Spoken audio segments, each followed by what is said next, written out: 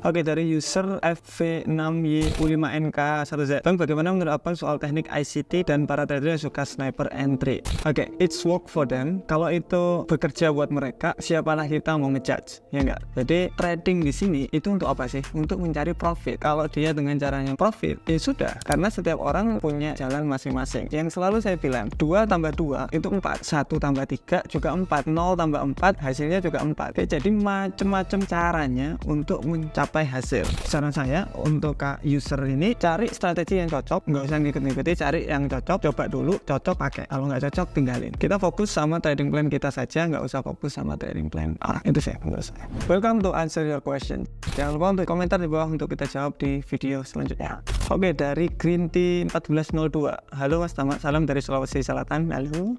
Jelaskan cara pakai salah satu teknik analis indikator volume profile vertical dong, terima kasih. Oke, untuk volume profile itu indikator yang sangat menarik sebenarnya. Masuk ke indikator, kemudian technical, klik profile. Nah, untuk yang vertical yang Bapak mau itu namanya visible range volume profile. Nah, ini vertical kayak gini. Ini untuk apa? Ini sebenarnya untuk merangkum data dari sini sampai akhir. Ketika Bapak perkecil juga, nanti dia berubah dari yang paling belakang sampai harga sekarang. Sering banget orang berdagang di area merah di sini, dagang. Jadi mungkin bisa buy atau sell di area sana. Nah, cara menggunakannya sebenarnya simple. Ini cocok untuk si saham sebenarnya. Contoh di saham BBRI sekarang. Di saham BBRI kita bisa lihat ada volume profile atau orang yang sering beli atau orang jual beli itu di harga 4.600. Di harga situan sama 4.700an. Mungkin kita tunggu harga BRI untuk turun di 4.600 baru kita bisa beli, karena di sana harga yang bagus buat kita beli dan karena banyak orang yang membelinya. Sesimpel itu sebenarnya. Oke, dari Miros King, bahas korelasi pair Bang, misal Euro USD, GBP USD, USD CAD, USD CPY yang ada USD-nya dan bagaimana bagusnya. Oke, jadi korelasi pair di sini contoh ada Euro USD, GBP USD, kemudian USD CPY. Nah, di sini sama-sama ada USD-nya.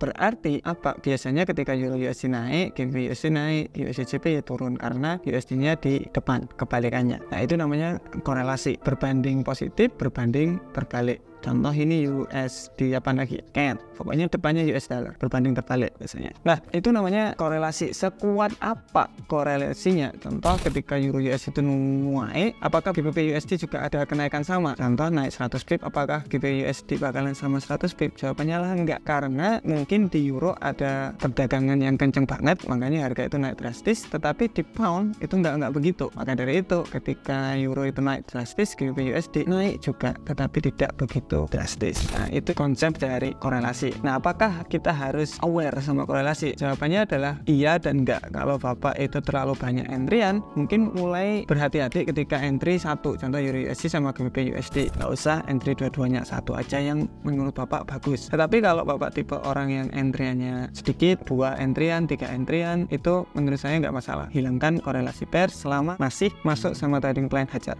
Bang, perbedaan Fibonacci ekspansi, Fibonacci retracement, penjelasan Fibonacci. Kelihatannya masih banyak yang bingung tentang Fibonacci. Kita udah bahas 2 video malah di sebelah sini, atau 4 video malah di sebelah sini. Kalian bisa cek aja tadi deskripsi di bawah.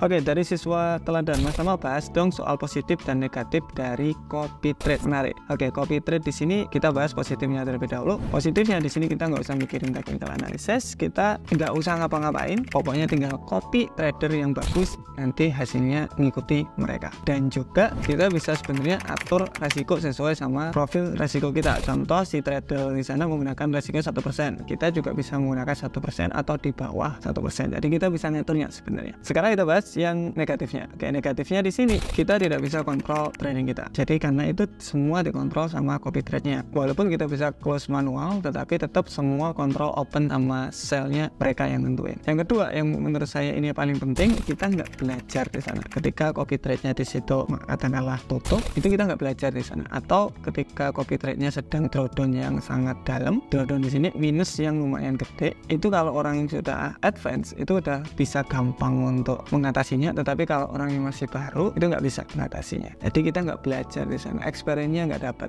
Itu sih kalau menurut saya negatifnya. Nah, jadi tinggal kalian nih memang mau diem kemudian ditradingkan sama orang, atau memang mau trading sendiri untuk menambah pengalaman, untuk menambah skill yang baru untuk trading, karena skill trading ini bisa diterapin di semua instrumen. Itu yang bagus.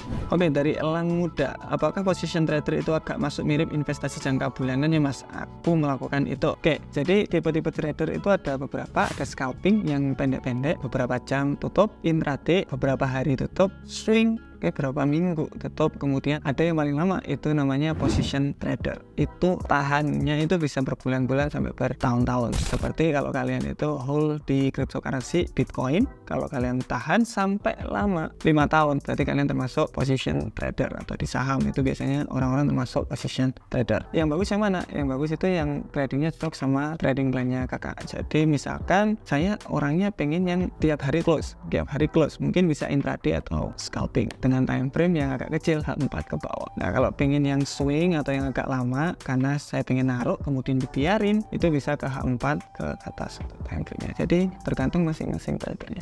Oke, dari Alpha Sekoirul, Mas Eko mau tanya, kan sering Mas Ahmad jelasin kalau mau entry baiknya di sesi sesuai pair, contoh Asia jam 6, London jam 2, New York jam 7. Berarti itu awal sesi mulai. Pertanyaannya, apakah bisa kalau kita entry tengah waktu sesi masing-masing? Alasan kenapa saya entry ketika open market itu biasanya contoh ya di London session GBP USD. Kalau kalian lihat GBP sama Euro USD itu ketika Asia session itu dia konsolidasi, biasanya kayak gitu. Oke, ketika Asia session dia konsolidasi, ketika London session open jam 2 itu mulai harga itu break. Nah, harga yang di sini yang saya cari sebenarnya. Nah, kebreakan di sini setelah break biasanya kan mulai dia gerak lagi.